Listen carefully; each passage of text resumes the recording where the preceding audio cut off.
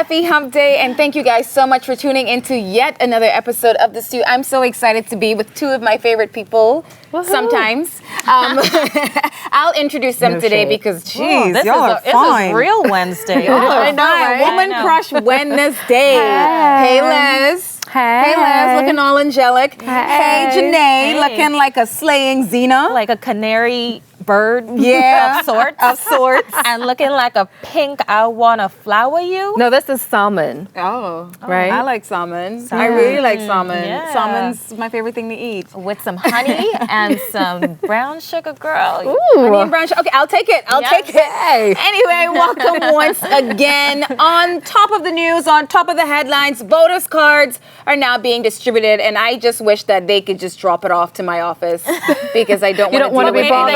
Offices. No, I'm pretty sure they don't because the process is so antiquated just to get it to begin with. It is. So I'm just hoping that they would just deliver mine. But don't hold that against them. And it's a nice purple color. You can barely see what's written on it. It's just amazing. Too much shade. Shouldn't we be excited? We should be excited, right? You now have the ability to pick up your voter's card. We are one step closer to voting. No, but you know what was funny? I was scrolling through Facebook and I saw this this one post where the lady posted all of her voters' cards for the past 3 years, and she literally had the same address in everyone, and all three had a different constituency.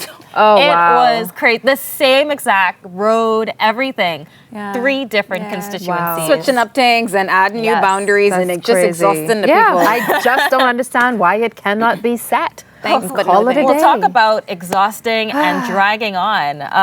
Dr. Hubert Minnis came out yesterday or day before yesterday, and said that he can do a great sale of Bahamar, or how's it? He could do the real deal. Yeah, actually, I have his quote. He said that he can engage and execute a real sale of Bahamar to a qualified and respectable purchaser who believes in Bahamians. But what was so ironic about this story for me is that it was on his Facebook page. He's taking Trump. Like, I love your shade face. Do that again. Social media, like an appropriate place to make such an official announcement? Of course it is. Look at Donald Trump. He is taking his way of doing things. Twitter, well, he's Facebook. a different breed. A horse of another kind. So he is the leader of what they would call the first free nation. I don't know. So America, anyway. So yeah, my whole thing with this is I found it questionable, yes, to make such an announcement, unless it was informal, but naturally the media would pick it up and run with it. But to say such an open-ended blanket statement on your social media, I mean, what are your real plans to do something like this? How is this going to be put into effect? Or is it just something you want to stir up the pot and cause controversy? Yeah. Well, that's a big issue with all of these politicians. Everything is just this general statement of this is the best thing that I'm going to do. But at what point are we going to be like, okay, well, give us the plan. Yeah. We would love to hear that plan. Exactly. How about that? Exactly. How about it? They must don't give out the plan just in case someone else come along and teach the idea. That's all I could say. That must be what it is. It's called dream selling at its best. Yeah. Good old politicians. So let's switch gears, ladies. Yeah, so there's something that's been on my mind, Anika. I mean, because sometimes it's actually really, really prevalent, and it's something that makes me just sick to my stomach. Have you ever experienced racism? Like blunt, blatant, crazy racism? No. You know why? Because I generally look like a psycho to people. I think I give off crazy, and I think that if I ever were to come into contact with someone, if you try to cop an attitude with me, I look tiny and I look harmless, but I promise I'm not. Yeah. And what about even in travels? In travels, actually, no. I mean, I thankfully no, honestly, because I don't know what I would do in situations like that. I can only imagine that must feel so absolutely terrible. But no, I think it's because of my resting face. I don't know. I went to a school in upstate New York where they literally, it was a 92% white school. A large majority were also Asians.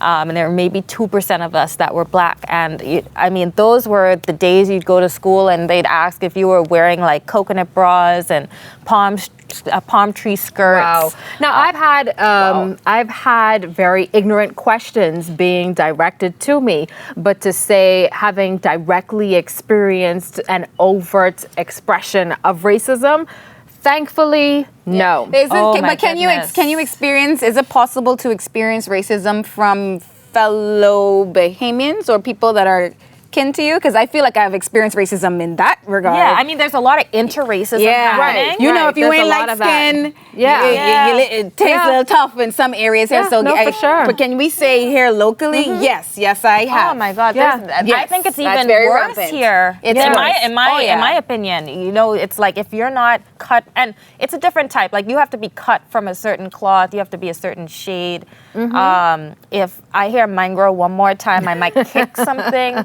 It's to me that's racism. We're all the same here. And it's worse for women because it's racism and sexism combined when you Exactly. Yeah. I remember an experience years ago. I mean, you can tell me if this was racism or not, but years ago when I was spending some time in Florida, I was dating a gentleman who was Hispanic and he took me to meet his family, and all of them, including himself, were bilingual. So he had requested that they speak English in my presence because I couldn't speak Spanish. They chose not to. They engaged in conversation with themselves the entire night and ignored me. And I'm sorry, I couldn't help but feel like, is it because I'm black and I'm not Spanish? No, it's because they're rude. But look at what you passed up. I know. You know what I I'm mean, saying? really? What you lost, look at what you lost. And I could fake a Spanish accent. Take that. And that makes up for that. But how do you, and you know what, how do you actually deal with places you don't feel like you belong? Well, that was an experience for me. And unfortunately, I was stuck because, you know, he picked me up and I couldn't get out there. I would have been doing so much fake Spanish. No, but this was... and this was like in the back of Florida it sounds like witchcraft. Start talking like some kind of... Yeah. But ladies, though, aside from my experience, how do either of you deal with something or a situation where you feel you don't belong? What do you do? I feel like I'm there every day in the boardroom. Like every day. I'm in these meetings where I'm like, oh Lord, if I could just crack this one joke, you know, to break the ice. To break it, and then, but you're like, yes. Maybe y'all should start with an icebreaker, Janae. We should. You should suggest that next time. And it's funny because I like to play this video to the staff that I work with, and it's like, you know, science of persuasion. And one of them is this idea of liking and starting negotiations with, you know, hi, I like potato chips. You like potato chips too? You know? Yeah. Right. And actually 90% of the deals in those type of negotiations come to a favorable ending. Yeah. Nice. Whereas when they don't have it, only about 50% actually come to an agreement. Okay. And it's not as favorable. So, you know, it would be, you know, I guess there's this theory of liking and this that you should try to engage in so you do feel like you belong. So is that your method outside of the boardroom, like when you are in, you know, social situations and you're just meeting people at a restaurant or a bar or something? Or I am awkward as hell. What do you do? What do you do, Anika? Boy, that's tough. Let me tell you. It depends. If I'm there for a purpose, if I'm being paid to do something, if I'm there to carry out a job, you suck it up. I mean, because that's the adult thing to do, right? Sometimes, half the time, you don't want to be around certain people. You don't want to engage in conversation, but you have to be polite for the sake of professional. Yeah, for the sake of whatever it is that you're there for. But otherwise, if I'm not there to work, I just don't go at all. Yeah. I'm tired of saying yes when I want to say no. You know what I'm saying? Yeah. And we're all, you know, we're grown. Ain't nobody got time for that. Yeah, you know, and your time is valuable. I mean, so I literally only want to be in places where I'm either paid to be there or I want to be there. Yeah. Oh man, that cuts me out of everything. Pretty much.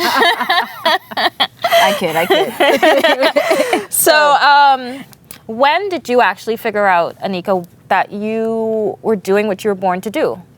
Oh. Because now you're saying, you know, you work, like you'd only go out when you work. So that means you figured out where you want to be and where you don't want to be in life. Yeah. When did that happen?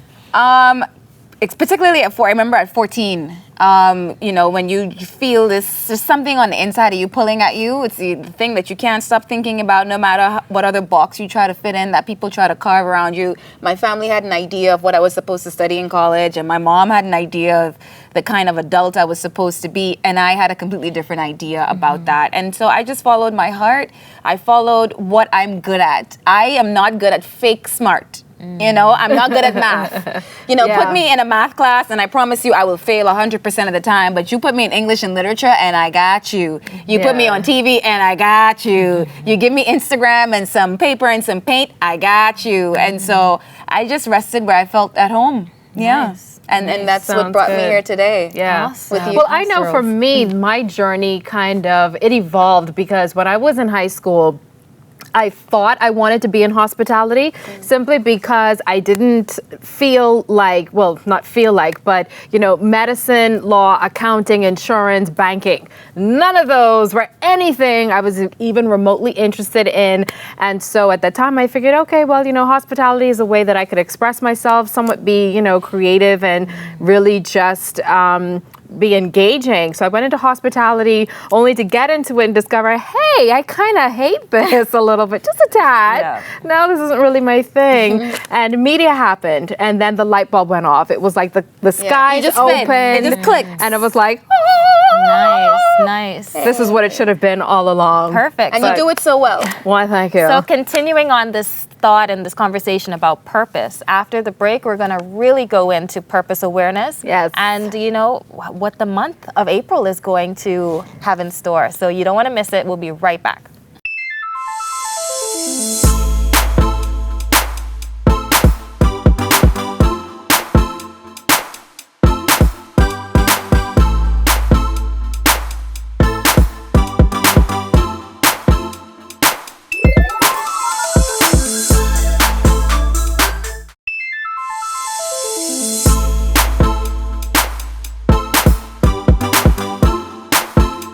One thing we speak about here often on the show is purpose and having a sense of purpose. And so it's ever fitting that we have two purpose ambassadors here to speak with us about Purpose Awareness, the organization, and a month of upcoming activities. Please welcome Antonia and Janiqua Ambrister.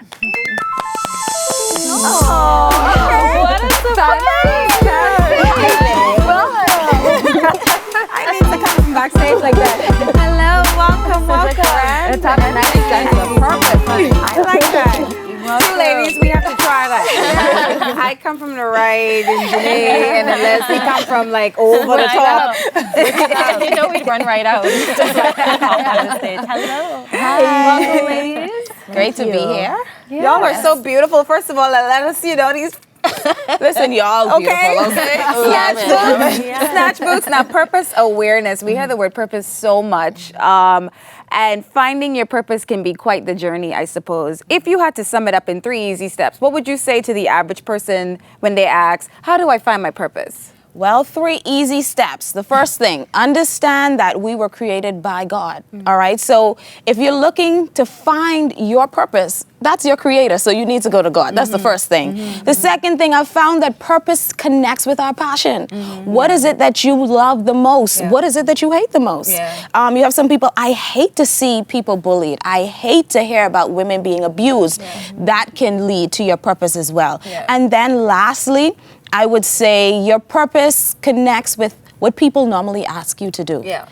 Girl, I need you to host. I don't like to host. I need you to speak. I don't like to speak. You know, what is it that people are normally calling on you to do? Those are the 3 things I would say. I love that. Yes. Checklist. So why don't you tell us how you, in particular, found your purpose? Okay, well, there was a teaching happening. Simone Bowe was teaching on purpose, right? I was at a Bible study and she was talking about purpose. And in the moment, I was like, God, what is it that you created me to do? Always had a passion and love for young people. Even as a young person, I was in grade 12. Most of my friends were like in grade 9.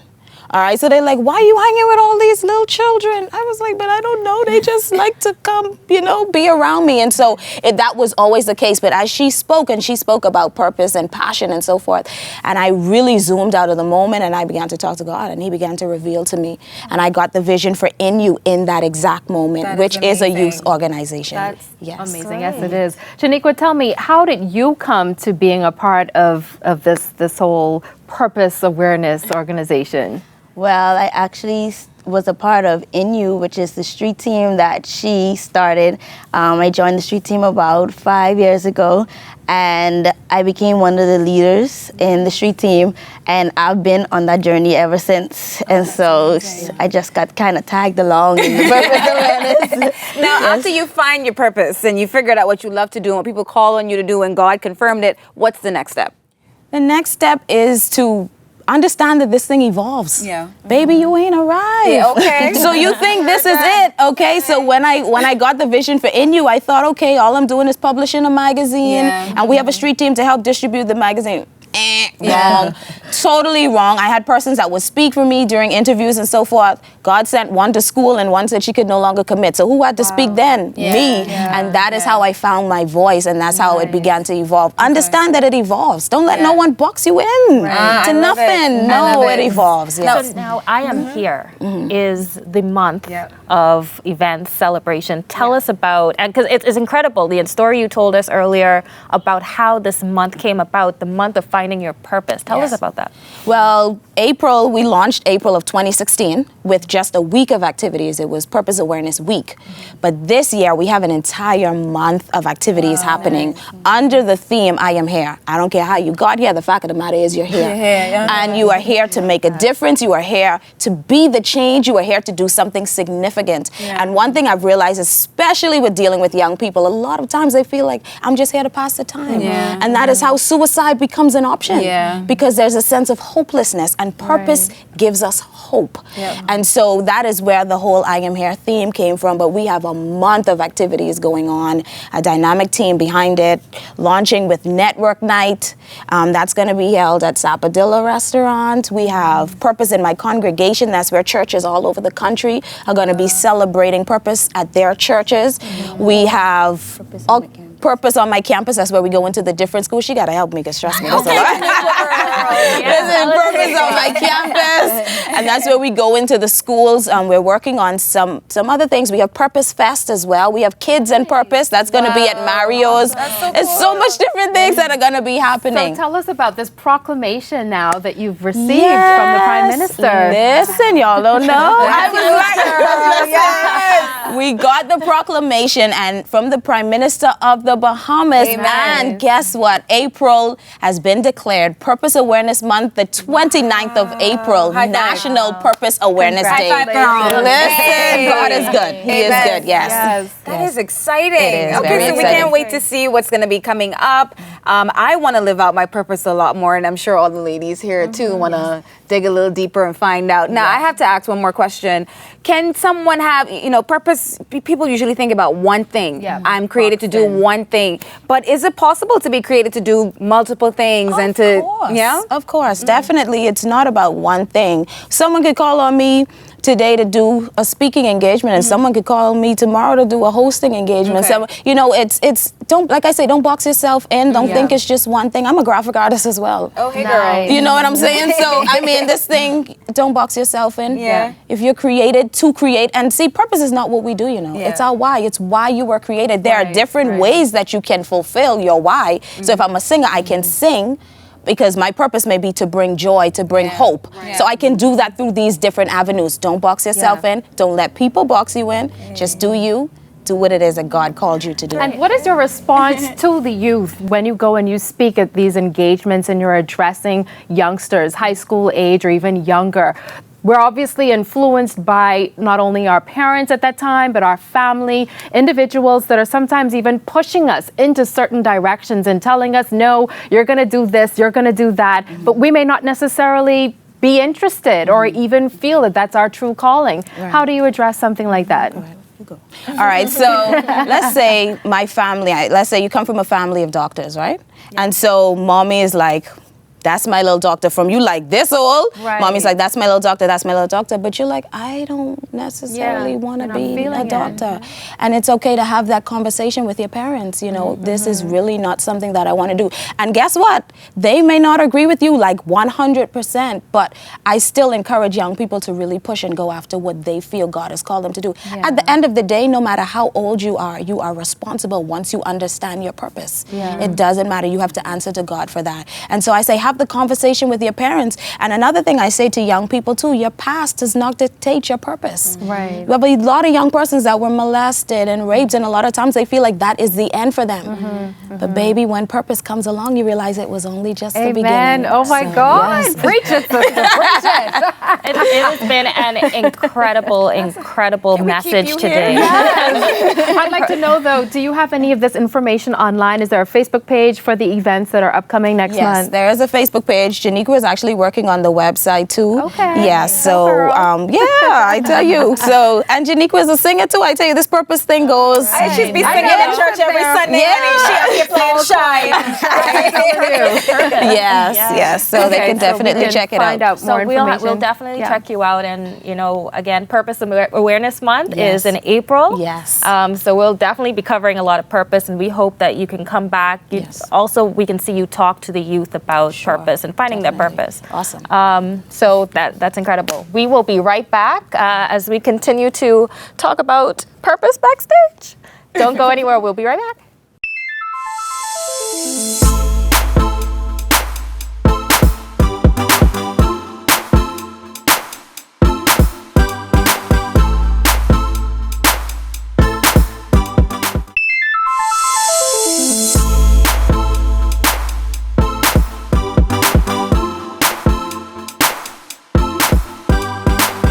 Hey guys, you're watching The Stew, and this is your tech tip. To all my gamers out there, Sony just announced that its PlayStation Now streaming service now includes current PS4 games. That means PS4 games will be added to the PlayStation Now catalog at no additional cost.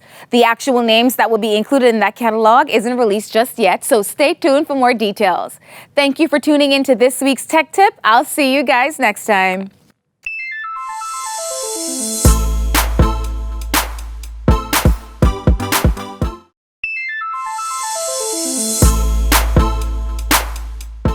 So today we went on about purpose. What is your purpose in life? What did God call you to do? Regardless of what people say you should be doing and what box they put you in, come out of the box and make sure that you're living your purpose, because that is what life is about.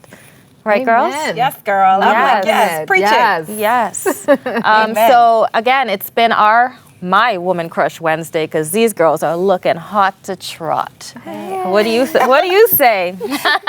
You sound old.